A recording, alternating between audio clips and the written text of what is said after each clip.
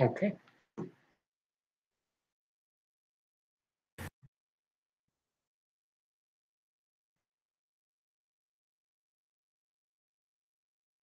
One moment.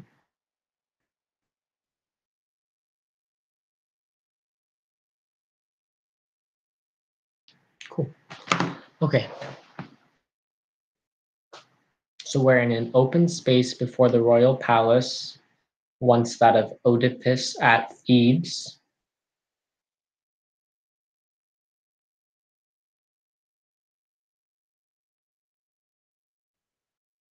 The time is at daybreak on the morning after the fall of the two brothers Eteocles and Polonius from the palace in order to speak to her alone. Okay. And Antigone calls Ismene forth from the palace in order to speak to her alone. I better learn how to say her brother's names eventually.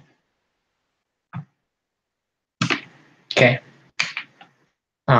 When I don't have this in my ear, then I'm Antigone. When I do, then I'm Ismene. And I don't know. I'll just make up the rest. Ismene, sister, mine own dear sister, knowest thou what ill there is of all bequeathed by Oedipus that Zeus fulfills not for us twain while we live? Nothing painful is there, nothing fraught with ruin, no shame, no dishonor that I have not seen in thy woes and mine. And now what new edict is this of which they tell that our captain hath just published to all Thebes? Knowest thou aught? Hast thou heard? Or is it hidden from thee that our friends are threatened with the doom of our foes? No word of friends, Antigone, gladsome or painful, hath come to me, since we two sisters were bereft of brothers twain, killed in one day by twofold blow. And since in this last night the Argive host hath fled, know no more whether my fortune be brighter or more grievous. I knew it well, and therefore sought to bring thee beyond the gates of the court, that thou mightest hear alone. What is it? 'Tis plain that thou art brooding on some dark tidings. What hath not Creon destined our brothers, the one to honored burial, the other to unburied shame? Eteocles, they say, with due observance of right and custom, he hath laid in the earth for his honor among the dead below. But the hapless corpse of Palmus, as rumor saith, it hath been published to the town that none shall entomb him or mourn, but leave unwept, unsepulchred a welcome store for the birds, as they espy him to feast on at will. Can you believe this, Ismene? Only brother. Such 'tis said is the edict that the good Creon hath set forth for thee and for me, yes, for me, and is coming hither to proclaim it clearly to those who know it not, nor counts the matter of light. But whoso disobeys in aught, his doom is death by stoning before all the folk. Thou knowest it now, and thou wilt soon show whether thou art nobly bred, or the base daughter of a noble line. Poor sister.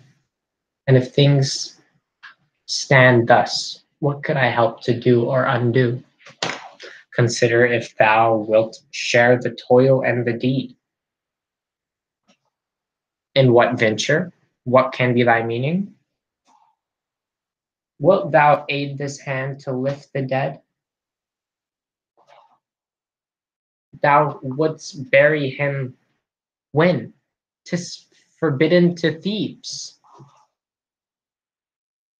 I will do my part and thine. If thou wilt not to a brother, faults to him will I never be found. Ah, overbold, when Creon hath forbidden. Nay, he hath no right to keep me from mine own. Ah, me!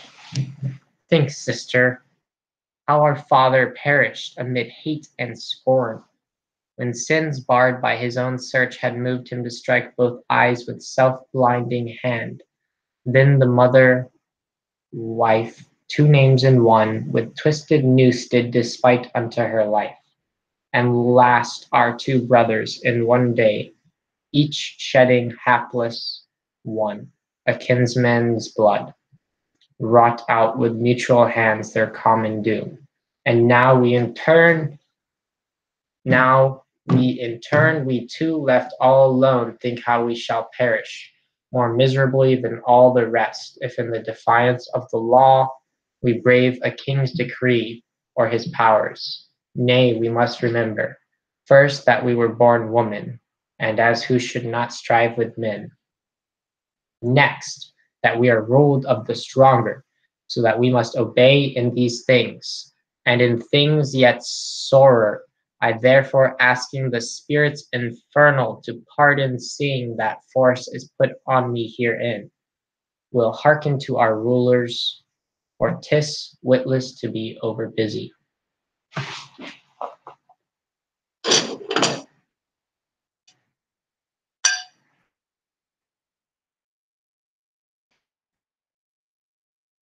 I will not urge thee, no, nor if thou yet shouldst have the mind, wouldst thou be welcome as a worker for me, a worker for me, with me, a worker with me, not for me. Nay, do what thou wilt, but I will bury him. Well for me to die in doing that. I shall rest, a loved one with him whom I have loved, sinless in my crime, for I owe a longer allegiance to the dead than to the living. In that world I shall abide forever. But if thou wilt be guilty of dishonoring laws which the gods have established in honor,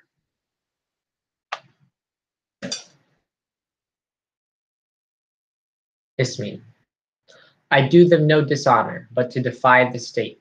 I have no strength for that. Antigone, such be thy plea. I then will go to heap the earth above the brother whom I love. Ismene, alas, unhappy one, how I fear for thee. Fear not for me. Guide thy own fate aright.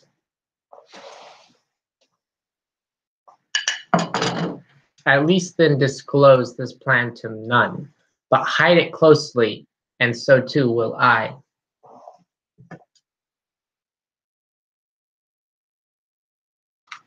Oh, denounce it! Thou wilt be far more hateful for thy silence, if thou proclaim not these things to all. Thou hast a hot heart for chilling deeds. I know that I please where I am most bound to please. I, if thou canst, but thou wouldst what thou canst not. Why then, when my strength fails, I shall have done. A hopeless quest should not be made at all. If, if thus thou speakest, thou wilt have hatred from me, and will justly be subject to the lasting hatred of the dead. But leave me, and the folly that is mine alone to suffer this dread thing, for I shall not suffer aught so dreadful as an ignoble deed. Death. What's an ignoble death?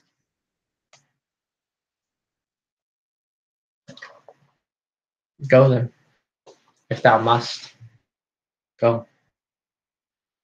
And of this be sure, that thine errand is foolish. To thy dear ones thou art truly dear.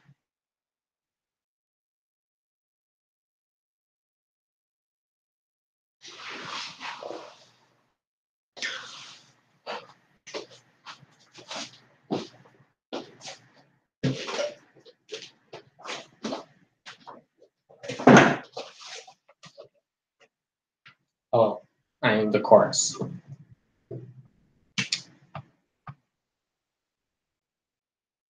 Beam of sun, fairest light that ever dawned on Thebe of the seven gates.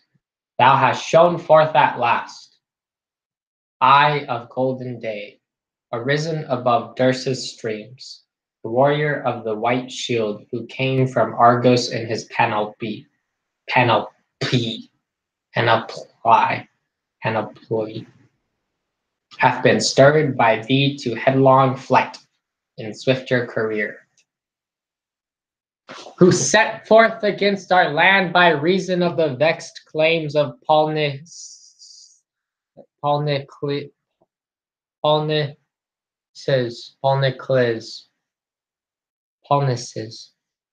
and like shrill screaming eagle he flew over into our land in snow-white pinion sheathed, with an armed throng, with an armed throng, and with plumage of helms.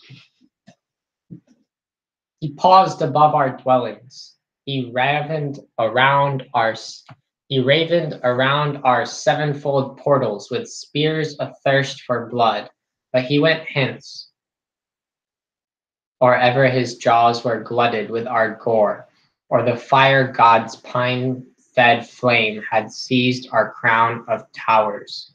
So fierce was the noise of battle raised behind him, a thing too hard for him to conquer, as he wrestled with his dragon foe. For Zeus utterly abhors the boasts of a proud tongue, and when he beheld them coming on in a great stream in the haughty pride of clanging gold, he smote with brandished fire one who was now hasting to shout victory at his goal upon our ramparts.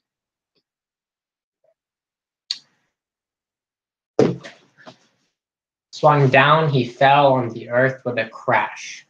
Torch in hand, he who so lately in the frenzy of the mad onset was raging against us with the blast of his tempestuous hate. But those threats fared not as he hoped, and to other foes the mighty war god dispensed their several dooms, dealing havoc around, a mighty helper at our need. For seven captains at seven gates matched against seven, left the tribute of their panoplies to Zeus, who turns the battle, save those two of cruel fate, who born of one sire and one mother, set against each other their twain conquering spears, and are sharers in a common death.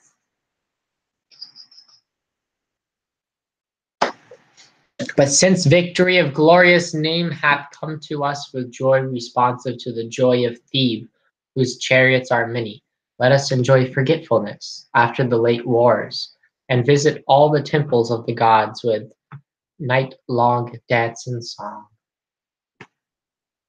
And may Bacchus be our leader, whose dancing shakes the land of Thebes. But lo, Bacchus's dancing shakes the land of Thebes because he is ginormously fat belly poking out. The king of the land comes yonder, Creon. But lo, the king of the land comes yonder, Creon, son of Menoeceus, our new ruler, by the new fortunes that the gods have given. What counsel is he pondering that he hath proposed this special conference of elders, summoned by his general mandate?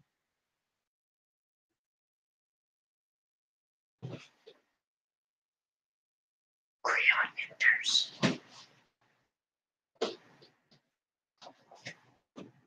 I, Creon. Sirs, the vessel of our state, after being tossed on wild waves, hath once more have been safely steadied by the gods. And ye out all, you like my metaphor, by the way, and ye out of all the folk have been called apart by my summons. Doth ye like my metaphor, by the way? Because I knew first of all how true and constant was your reverence for the royal power of Laius, how again when Oedipus was ruler of our land, when he had perished, your steadfast loyalty still upheld their children. Since then his sons have fallen in one day by a twofold doom, each smitten by the other, each stained with a brother's blood. I now possess the throne and all its powers, by nearness of a kinship to the dead. No man can be fully known in soul and spirit and mind till he hath been seen versed in rule and law giving. For if any being supreme guide of the state cleaves not to the best counsels, but through some fear keeps his lips locked, I hold and have ever held him most base. And if any makes a friend of more account than his fatherland, that man hath no place in my regard, for I be Zeus my witness, who sees all things always, would not be silent.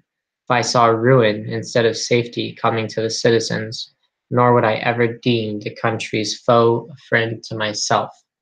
Remembering this, that our country is the ship that bears us safe, and that only while she prospers in our voyage can we make true friends. Such are the rules by which I guard this city's greatness.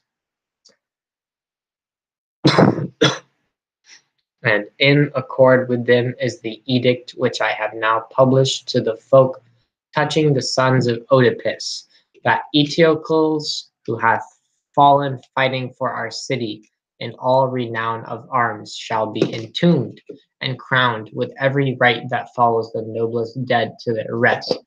But for his brother Paulnicus, Paulnicus,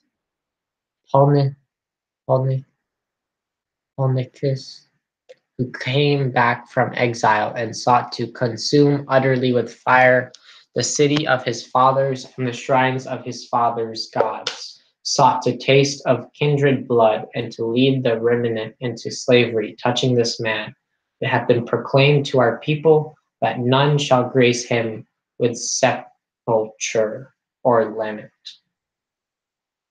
but leave him unburied, a corpse for birds and dogs to eat, a ghastly sight of shame. Such the spirit of my dealing, and never by deed of mine shall the wicked stand in honor before the just. But whoso hath good will to Thebes, he shall be honored of me in his life and in his death. He shall be honored of me. Honored!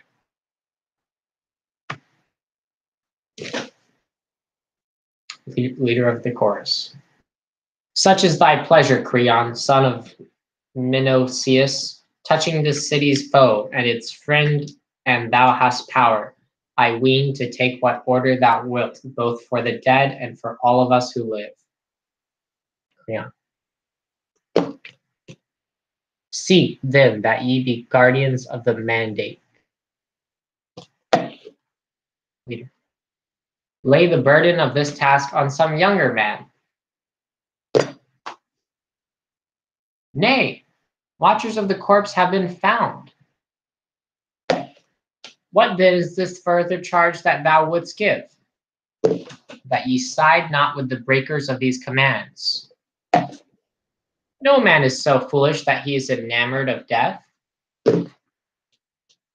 In sooth, that is the meed. Yet lucre hath oft ruined men through their hopes. Behold, lo, a guard enters.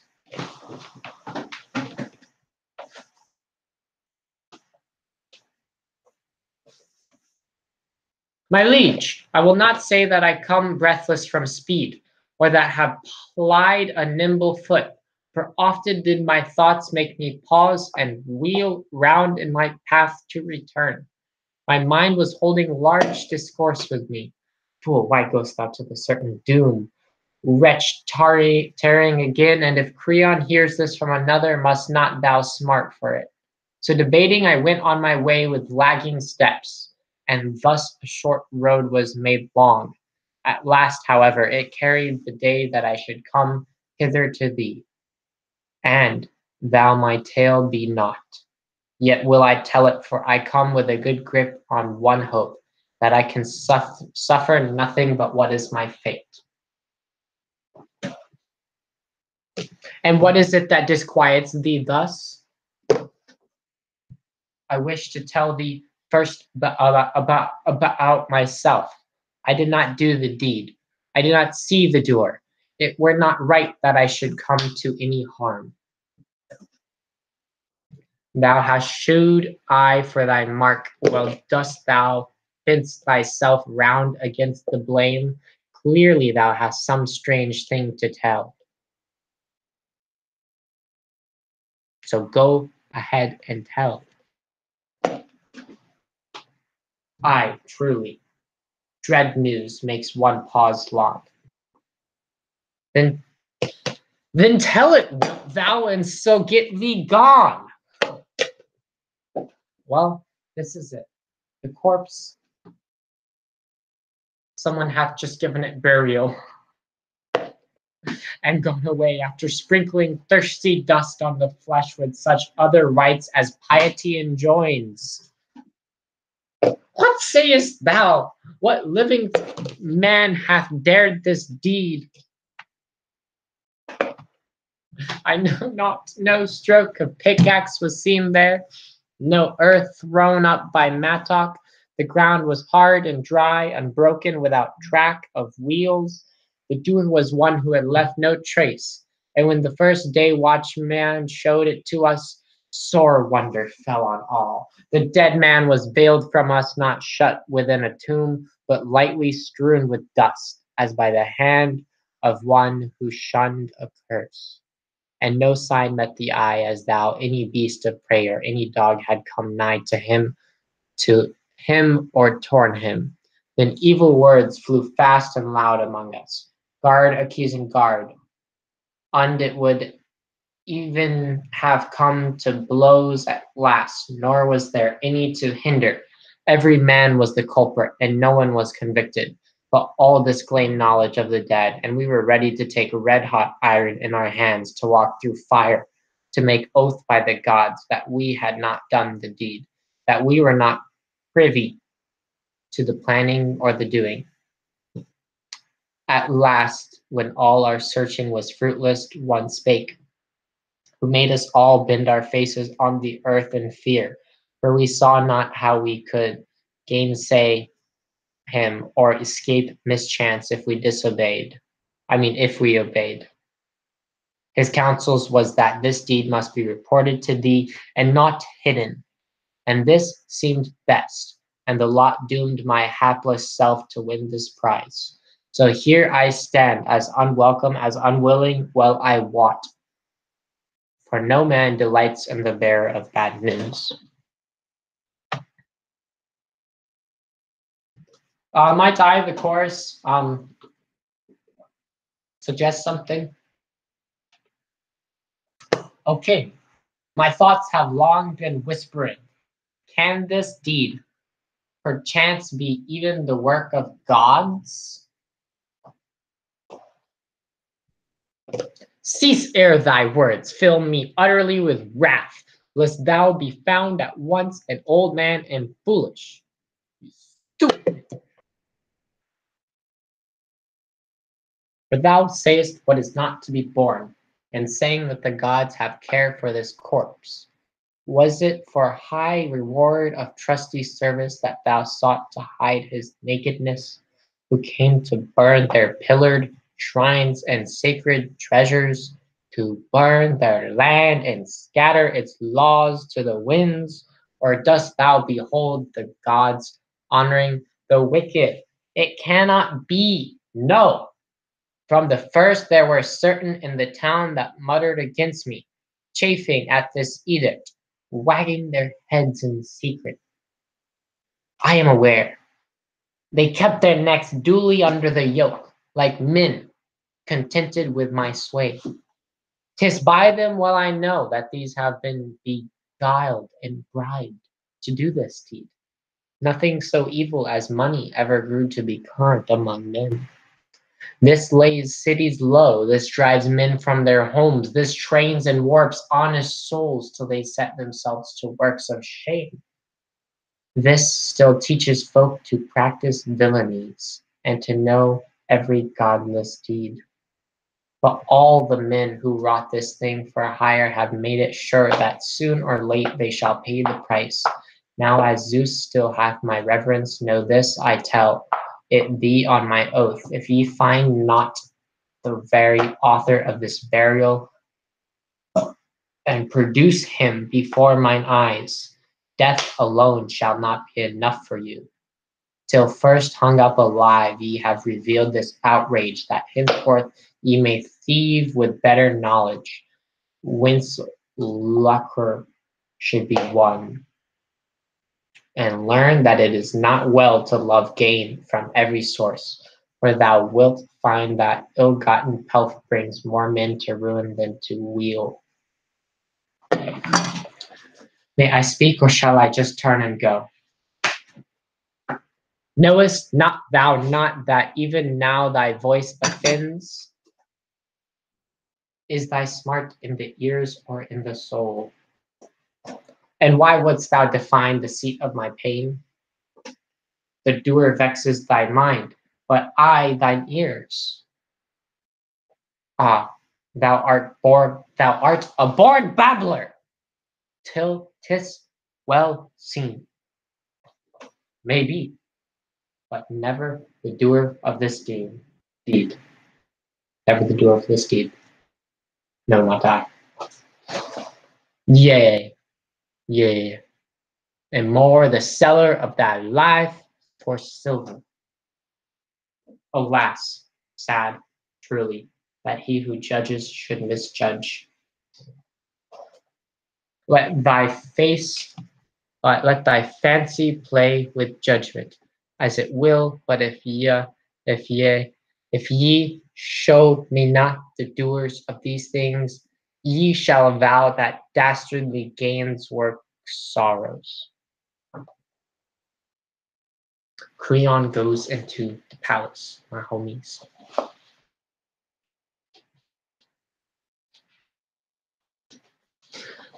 The card. Well may he be found, so 'twere best. But be he caught or be he not, fortune must settle that truly thou wilt not see me here again. Saved even now beyond hope and thought, I owe the gods great thanks.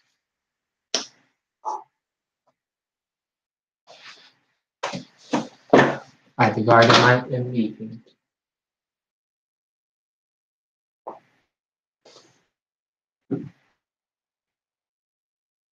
The chorus once again.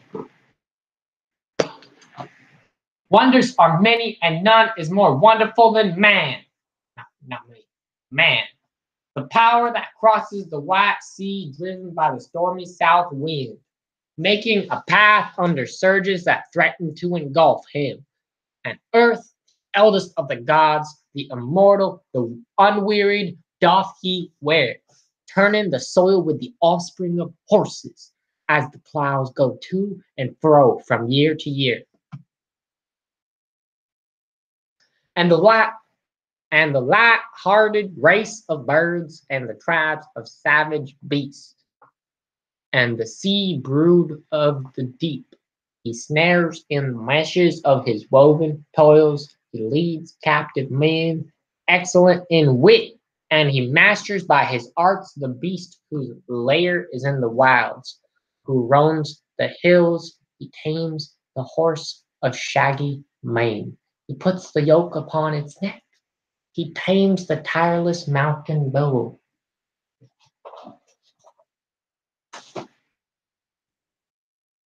And speech and wind, swift thought, and all the moods that mold a state hath he taught himself, and how to flee the arrows of the frost when 'tis hard lodging under the clear sky, and the arrows of the rushing rain. Yea, he hath resource for all. Without resource he meets nothing that must come. Only against only against death shall he call for aid in vain, but from baffling maladies he hath devised escapes. Cunning beyond fancy's dream is the fertile skills which brings him now to evil, now to good, when he honors the laws of the land and that justice which he hath sworn by the gods to uphold. Proudly stands his city. No city hath he who for his rashness dwells with sin. Never may he share my hearth, never think my thoughts. Who doth these things?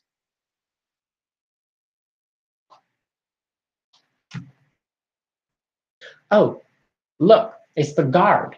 He's entering and leading Antigone in. Once again, the leader of the course. What portent from the gods is this? My soul is amazed.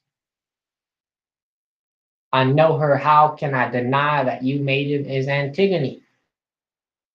O hapless and child of hapless sire of Oedipus, what means this that thou brought a prisoner, thou disloyal to the king's laws and taken in folly?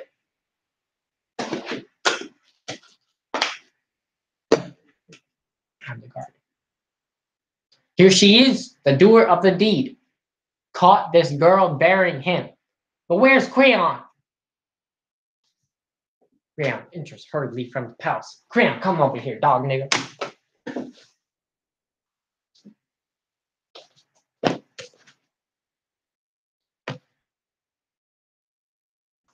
Lo, he comes forth again from the house at our need. Creon. What is it? What hath chanced that makes my coming timely? O king, against nothing should men pledge their word, for the afterthought bellies the first intent. I could have vowed that I should not soon be here again, scared by thy threats, with which I had just been lashed. But since the joy that surprises and transcends our hopes is like in fullness to no other pleasure I have come, thou tis in breach of my sworn oath, bringing this maid who was taken, showing grace to the dead. This time there was no casting of lots. No, this luck hath fallen to me and to none else. And now, sire, take her thyself. Question her, examine her as thou wilt. But I have a right to free and final quittance of this trouble. And thy prisoner here, how and whence hast thou taken her? She was bearing the man, thou knowest all. Dost thou mean what thou sayest? Dost thou speak aright? I saw her bearing the corpse that thou hadst forbidden to bury. Is that plain and clear? And how was she seen? How taken in the act? It befell on this wise. When we had come to the place with those dread menaces of thine upon us, we swept away all the dust that covered the corpse, and barred the dank body well. The dank body well. And then sat us down on the brow of the hill, to windward, heedful that the smell from him should not strike us. Every man was wide awake, and kept his neighbor alert with torrents of threats. If anyone should be careless of this task. So went it until the sun's bright orb stood in the mid-heaven, and the heat began to burn. And then suddenly a whirlwind lifted from the earth, storm of dust, a trouble in the sky, the plain marring all the leafage of its woods. And the wide air was choked therewith. We closed our eyes and bore the plague from the gods. And when, after a long while, the storm had passed, the maid was seen, and she cried aloud with the sharp cry of a bird in its bitterness. even as when within the empty nest it sees the bed stripped off its nestlings, so she also, when she saw the corpse bare, lifted up a voice of wailing and called down curses on the doers of that deed. And straightway she brought thirsty dust in her hands, and from a shapely ewer of bronze, held high with thrice poured drink offering, she crowned the dead. We rushed forward when we saw it.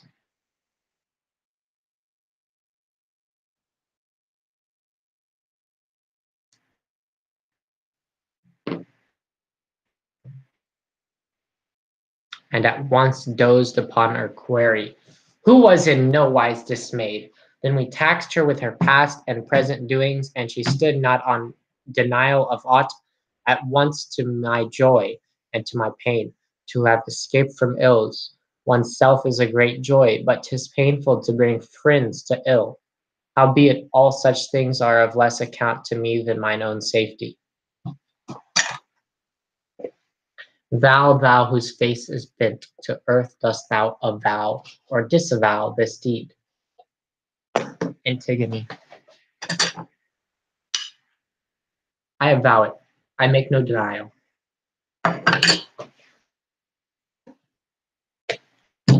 Real. To the guard. Thou canst betake thee whither thou wilt, free and clear of a grave charge. The guard exits. Leave. And then to Antigone. Now tell me thou, not in many words, but briefly, knewest that thou an edict had forbidden this? Yeah, I knew it. Could I help it? It was public.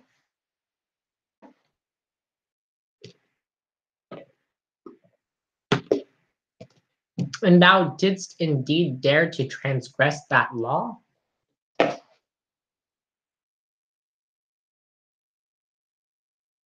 Yes, for it was not Zeus that had published me that edict. Not such are the laws set among men by the justice who dwells with the gods below. Nor deemed that thy decrees were of such force that a mortal could override the unwritten and unfailing statutes of heaven. For their life is not of today or yesterday, but from all time, and no man knows when they were first put forth. And not through dread of any human pride could I answer to the gods for breaking these. Die I must, I knew that well. And how should I not, even without thy edicts? But if I am to die before my time, I count that gain. And for when any one lives as I do, compassed about with evils, can such an one find aught but gain in death? So for me to meet this doom is trifling grief. But if I had suffered my mother's son to lie in death an unburied corpse, that would have grieved me. For this I am not grieved. And if my present deeds are foolish in thy sight, it may be that a foolish judge arraigns my folly.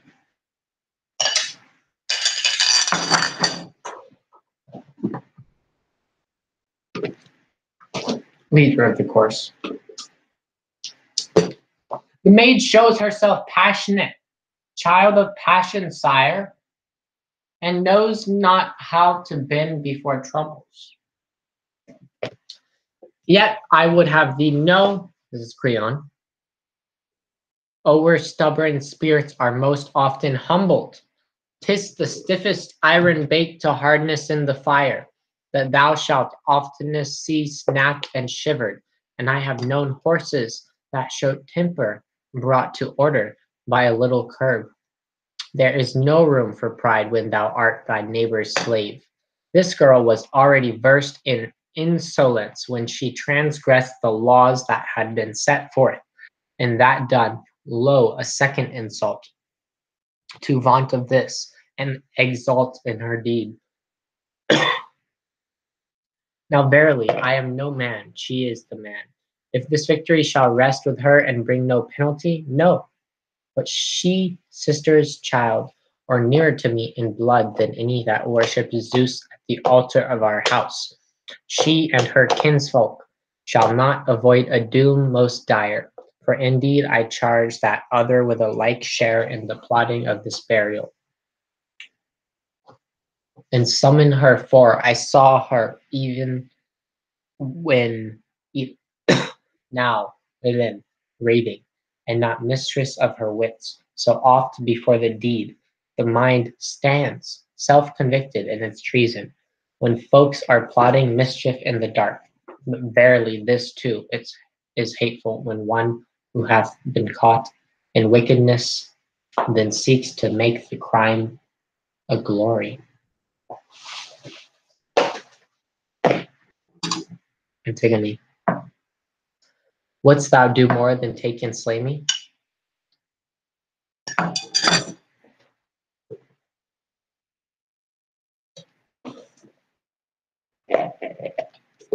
No more indeed, having that I have all. Antigone, why then dost thou delay? In thy discourse there is naught that pleases me. Never may there be, and so my words must needs be unpleasing to thee. And yet for glory whence could I have one a nobler than by giving burial to mine own brother? All here would own that they thought it well, were not their lips sealed by fear. What royalty blessed in so much besides hath the power to do and say what will? Creon, thou thou differest from all these Thebans in that view. Antigone, these also share it, but they curb their tongues for thee. Creon, and art thou not ashamed to act apart from them? Antigone, no, there is nothing shameful in piety to a brother. Creon, was it not a brother, too, that died in the opposite cause? Antigone, brother by the same mother and the same sire. Creon, why then dost thou render a grace that is impious in his sight? Antigone, the dead man will not say that he so deems it. Creon, yea, if thou makest him but equal in honor with the wicked. Antigone, it was his brother, not his slave, that perished. Creon, wasting this land while he fell as its champion. Antigone, nevertheless, Hades desires these rights, but the good desires not alike. Oh, nevertheless, Hades desires these rights. Creon, but the good desires not a like portion with the evil. Antigone, who knows but this seems blameless in the world below? Creon, a foe is never a friend, not even in death. Antigone, 'tis not my nature to join in hating, but in loving. Creon, pass then to the world of the dead, and it thou must needs love them. While I live, no woman shall rule me. Ismene enters from the house, led in by two attendants. The chorus. Lo yonder Ismene comes forth, shedding such tears as fond sisters weep. A cloud upon her brow casts its shadow over her darkly flushing face, and breaks in rain on her fair cheek. Creon, and thou who lurking like a viper in my house was secretly draining my life blood, while I knew not that I was nurturing to pest, to rise against my throne come. Tell me now, wilt thou also confess thy part in this burial, or wilt thou forswear all knowledge of it? Ismene, I have done the deed, if she allows my claim and share the burden of the charge. Antigone, Antigone, nay, justice will not suffer thee to do that. Thou didst not consent to the deed, nor did I give thee part in it. Ismene. But now that ills beset thee, I am not ashamed to sail the sea of trouble at thy side. Antigone. Whose was the deed? Hades and the dead are witnesses. A friend in words is not the friend that I love. Ismene. Nay, sister, reject me not, but let me die with thee, and duly honor the dead. Antigone. Share not thou my death, nor claim deeds to which thou hast not put thy hand. My death will suffice. Ismene. And what life is dear to me bereft of thee? Antigone. Ask Creon, all thy care is for him. Ismene. Why vex me thus, when it avails thee not? Antigone. Indeed, if I mock, 'tis with pain that I mock thee. 'Tis with pain that I mock thee. Ismene. Tell me, how can I serve thee, even now? Antigone. Save thyself. I grudge not thy escape. Ah, woe is me, and shall I have no share in thy fate? Thy choice was to live, mine to die. At least thy choice was not made without my protest. One world approved thy wisdom, another mine. Howbeit the offence is the same for both of us. Be of good cheer, thou livest, but my life hath long been given to death, that so I might serve the dead. Creon. Lo, one of these maidens hath newly shown herself foolish, as the other hath been since her life began. Isme. Yea, O king, such reason as nature may have given abides not with the unfortunate, but goes astray. Creon. Thine did, when thou chosest vile deeds with the vile. Ismene. What life could I endure without her presence? Creon. Nay, speak not of her presence, she lives no more. But wilt thou slay the betrothed of thine own son? Nay, there are other fields for him to plough. But there can never be such love as bound him to her. I like not an evil wife for my son. Antigone. Haman, beloved, how thy father wrongs thee. Creon. Enough, enough of thee and of thy marriage. Leader of the course. Oh, leader of the course. Wilt thou indeed rob thy son of this maiden? Creon. 'Tis death that shall stay these bridals for me. Leader. 'Tis determined, it seems, that she shall die. Creon. Determined, yes, for thee and for me. To the two attendants. No more delay, servants. Take them within. Henceforth they must be women, and not range at large. For verily, even the bold seek to fly, when they see death now closing on their life.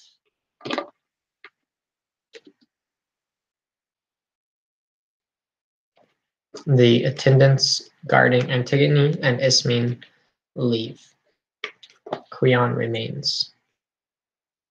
The chorus. Blessed are they whose days have not tasted of evil, for when a house hath once been shaken from heaven, there the curse fails nevermore, passing from life to life of the race, even as when the surge is driven over the darkness of the deep by the fierce breath of Thracian sea winds. It rolls up the black sand from the depths, and there is sullen roar from wind-vexed headlands that front the blows of the storm. I see that from olden time the sorrows in the house of the Labdacidae are heaped upon the sorrows of the dead, and generation is not freed by generation, but some god strikes them down, and the race hath no deliverance. For now that hope of which the light had been spread above the last root of the house of Oedipus, that hope in turn is brought low by the blood-stained dust due to the gods infernal, and by folly in speech and frenzy at the heart.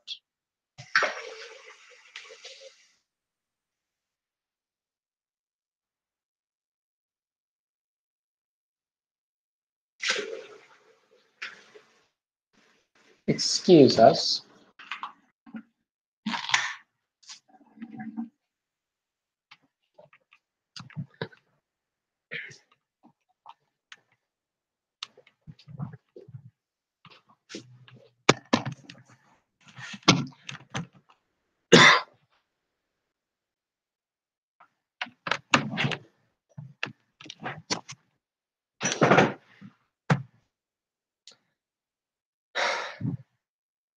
Thy power, O Zeus, what human trespass can limit? That power which neither sleep the all-ensnaring nor the untiring months of the gods can master. But thou, a ruler to whom time brings not old age, dwellest in the dazzling splendor of Olympus. And through the future near and far, as through the past, shall this law hold good. Nothing that is fast enters into the life of mortals without a curse. For that hope whose wanderings are so wide is to many men a comfort.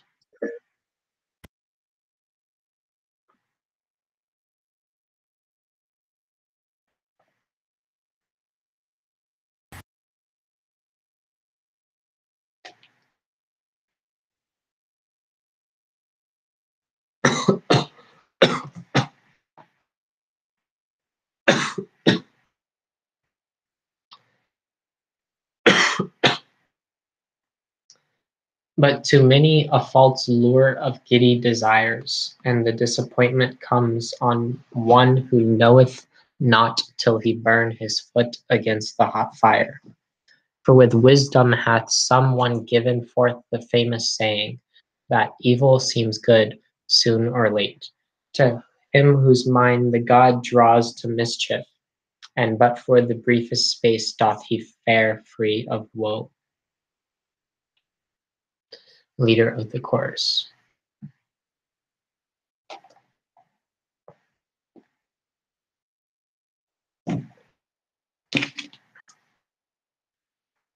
But lo, Haman, the last of thy sons, comes, he grieving for the doom of his promised bride, Antigone, and bitter for the baffled hope of his marriage.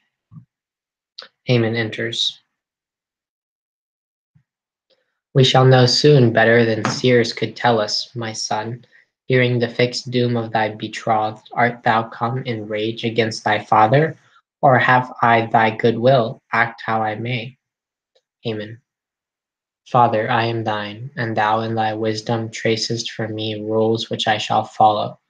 No marriage shall be deemed by me a greater gain than thy good guidance.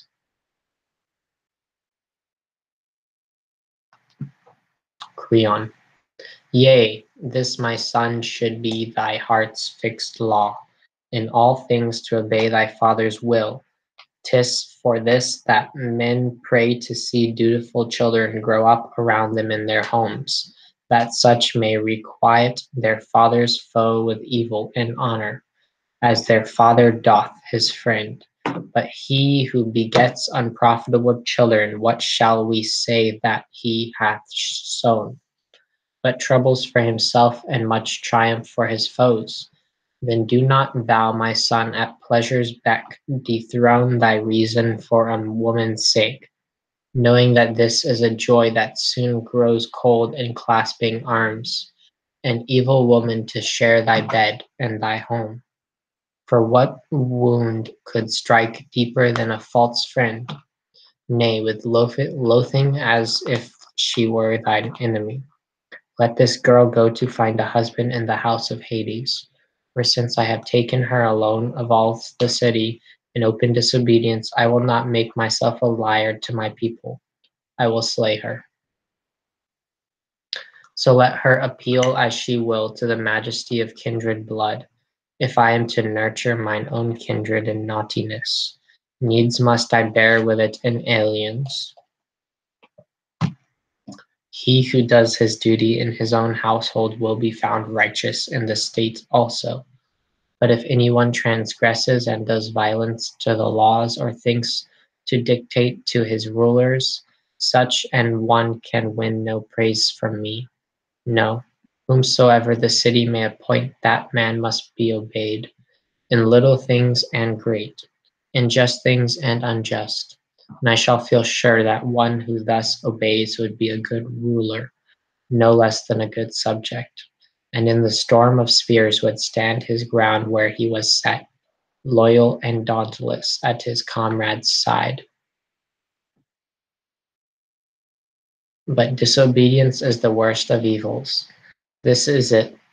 This it is that ruins cities. This makes homes desolate.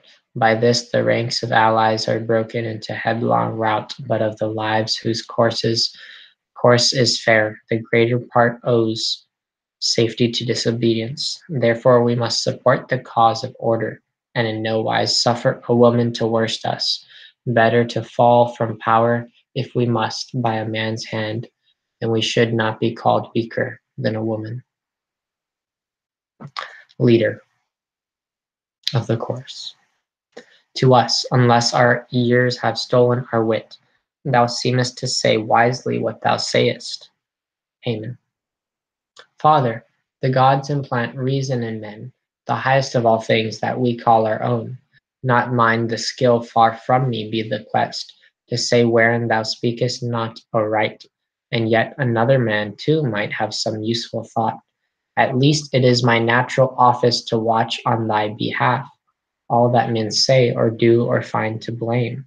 For the dread of thy frown forbids the citizen to speak such words as would offend thine ear, but can hear these murmurs in the dark, these moanings of the city for this maiden.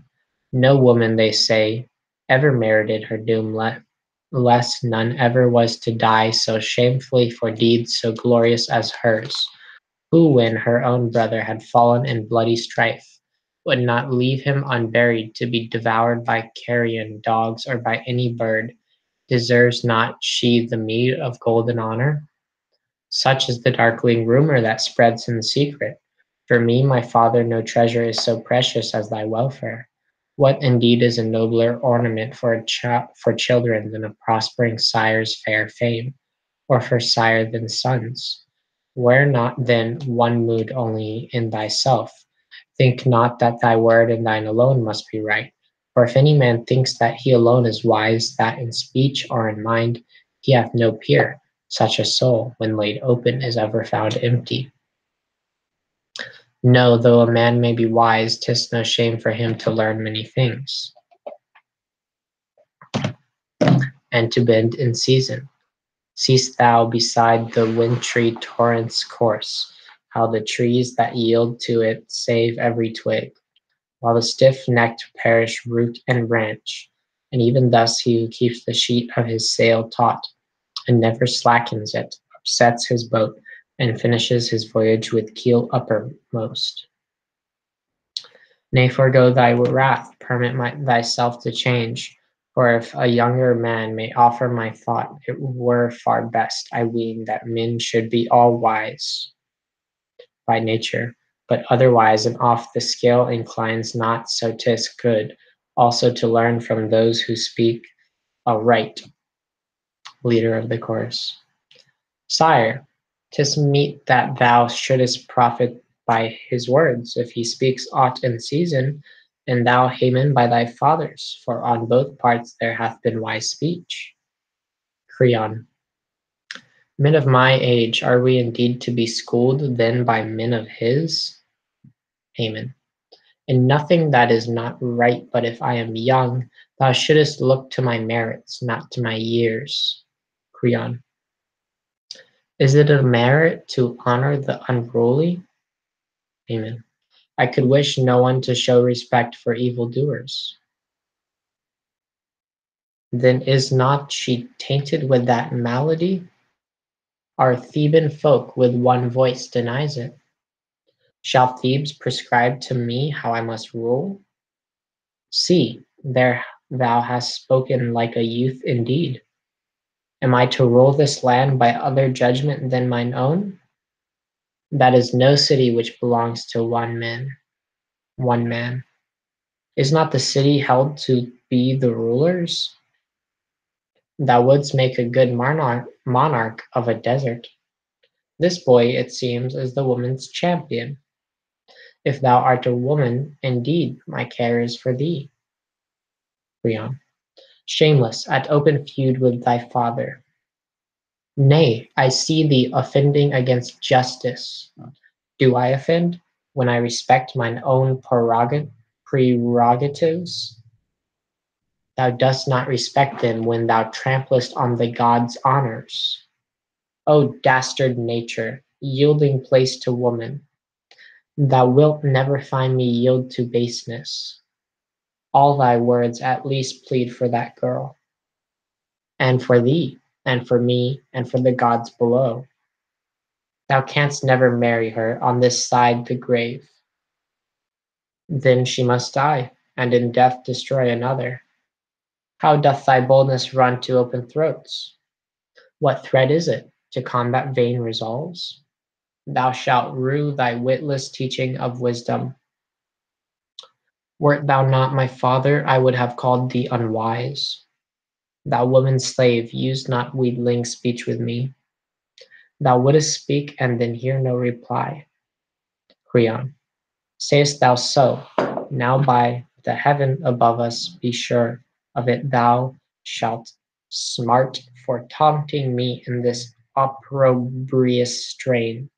Bring forth that hated thing, that she may die forthwith in his presence before his eyes, at her bridegroom's side.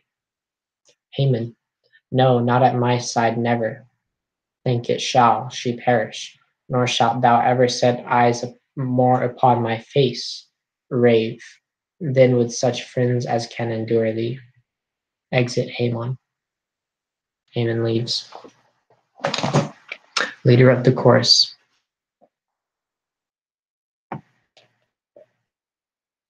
The man is gone, O king, in angry haste, a youthful mind, when stung is fierce. Creon. Let him do or dream more than man could speed to him, but he shall not save these two girls from their doom. Leader. Dost thou indeed purpose to slay both? Creon. Not her whose hands are pure, thou sayest well. And by what doom mean'st thou to slay the other? Creon. I will take her where the path is loneliest, and hide her, living in rocky vault, with so much food set forth as piety prescribes, that the city may avoid a public stain, and there, praying to Hades, the only god whom she worships, perchance she will obtain release from death, or else will learn, at last, that it is lost labor to revere the dead. Creon goes into the palace.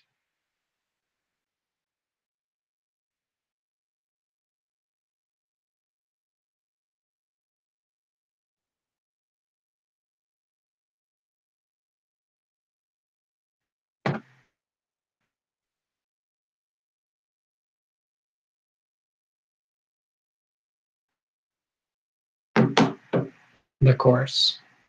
Love unconquered in the fight, love who makest havoc of wealth, who keepest thy vigil on the soft cheek of a maiden.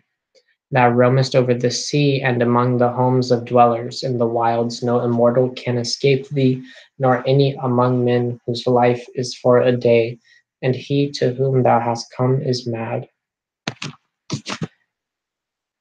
The just themselves have their minds warped by thee to wrong, for their ruin. 'Tis thou that hast stirred up this present strife of kinsmen. Victorious is the love-kindling light from the eyes of the fair bride. It is a power enthroned in sway beside the eternal laws. For there the goddess Aphrodite is working her unconquerable will. Antigone is led out of the palace by two of Creon's attendants who are about to conduct her to her doom. The chorus continues. But now I also am carried beyond the bounds of loyalty and can no more keep back the streaming tears when I see Antigone thus passing to the bridal chamber where all are laid to rest.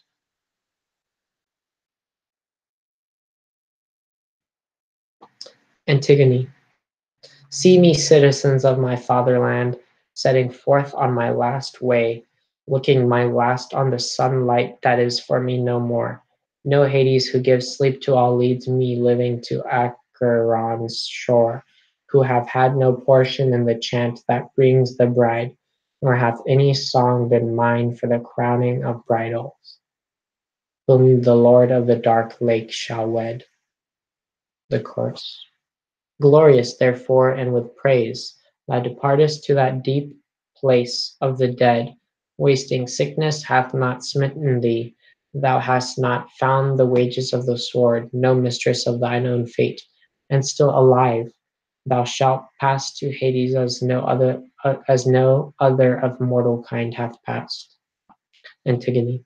I have heard in other days how dread a doom befell our Phrygian guest, the daughter of Tantalus on the Sicilian heights, I how like clinging ivy the growth of stones subdued her, and the rains fell not as men tell from her wasting form, nor fails the snow, while beneath her weeping lids the tears bedew her bosom, and most like to hers is the fate that brings me to my rest. Yet she was a goddess, thou knowest, and born of gods. We are mortals, and of mortal race. But 'tis great renown for a woman who hath perished, and that she should have shared the doom of the godlike in her life, and afterward in death. Ah, I am mocked.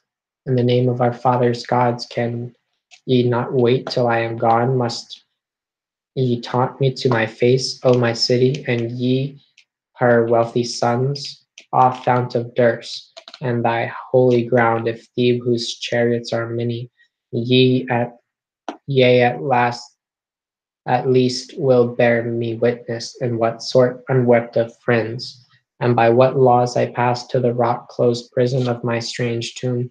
Ah, me unhappy, who have no home on the earth or in the shades, no home with the living or with the dead. Chorus. Thou hast rushed forward to the utmost verge of daring, and against that throne where justice sits on high thou hast fallen, my daughter, with a grievous fall. But in this ordeal thou art paying happily for thy father's sin. Antigone, thou hast touched on my bitterest thought, awaking the ever new lament for my sire, and for all the doom given to us, the famed house of Labdacus. Alas for the horrors of the mother's bed! Alas for the wretched mother's slumbers at the side of her own son! And my sire, from what manner of parents did I take my miserable being? And to them I go thus, accursed, unwed, to share their home. Alas, my brother! Ill starred in my marriage, in thy marriage, in thy death, thou hast undone my life. Chorus. Reverent action claims a certain praise for reverence, but an offense against power cannot be brooked by him who hath power in his keeping. Thy self-willed temper hath wrought thy ruin. Antigone.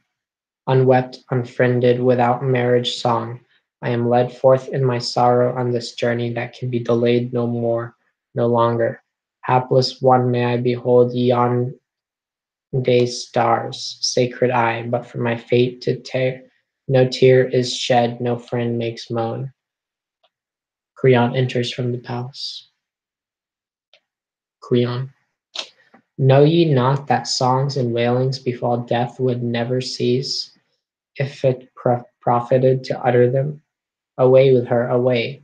And when ye have enclosed her, according to my word, in her vaulted grave, leave her alone, forlorn whether she wishes to die or to live a buried life in such a home.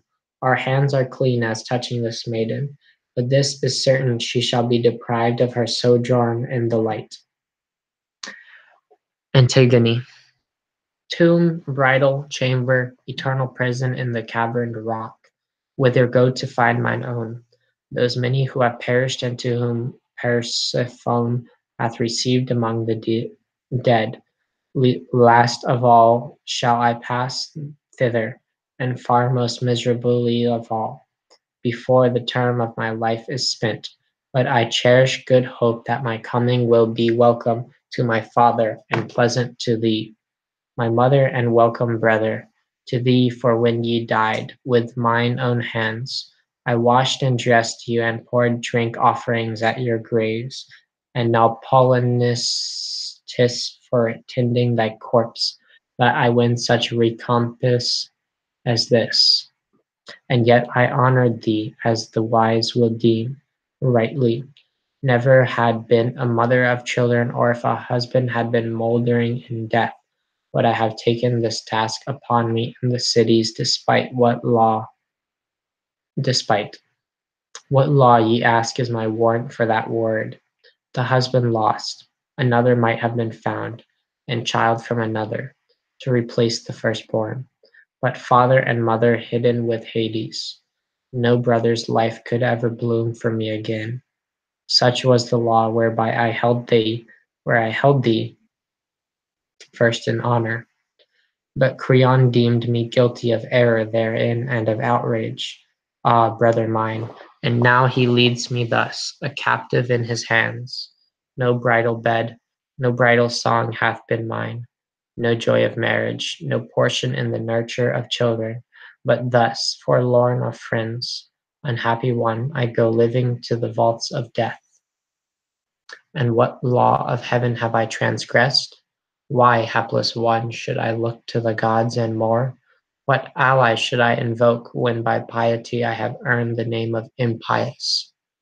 Nay, then, if these things are pleasing to the gods, when I have suffered my doom, I shall come to know my sin. But if the sin is with my judges, I could wish them no further, no fuller measure of evil than they, on their part, mete wrongfully to me. Chorus. Still the same tempest of the soul vexes this maiden with the same fierce gusts. Creon. Then for this shall her guards have cause to rue her their slowness. Antigone. Ah me, that word hath come very near to death. Creon. I can cheer thee with no hope that this doom is not thus to be fulfilled. Antigone. O city of my fathers in the land of Thebe, O ye gods, eldest of our race, they lead me hence. Now they tarry not. Behold me, prince of Thebes, the last daughter of the house of your kings. See what I suffer, and from whom, because I feared to cast away the fear of heaven. Antigone is led away by the guards.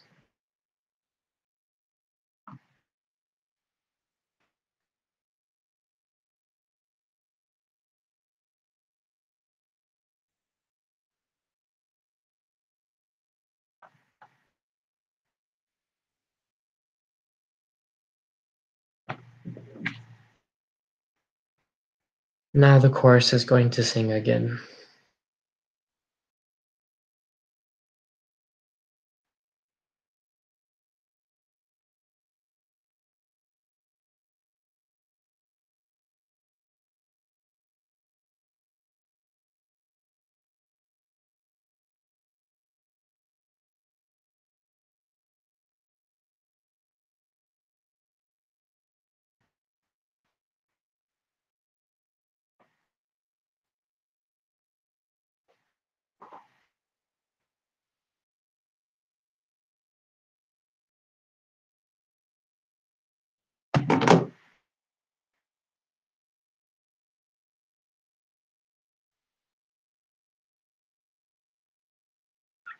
Now the chorus is singing again.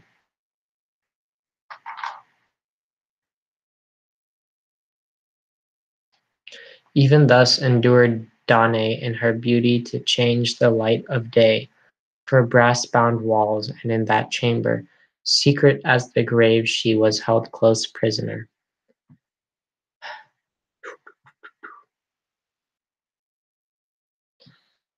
I'm not going to read anymore. I'm going to quit now. My voice is tired.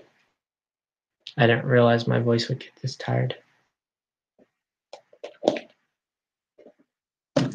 And I've read enough to complete my assignment. I literally just had to write like a very, very short little thing on this. I didn't have to read the whole thing. So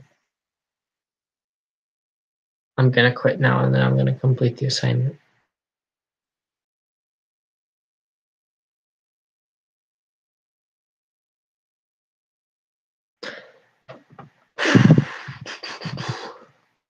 Okay, goodbye.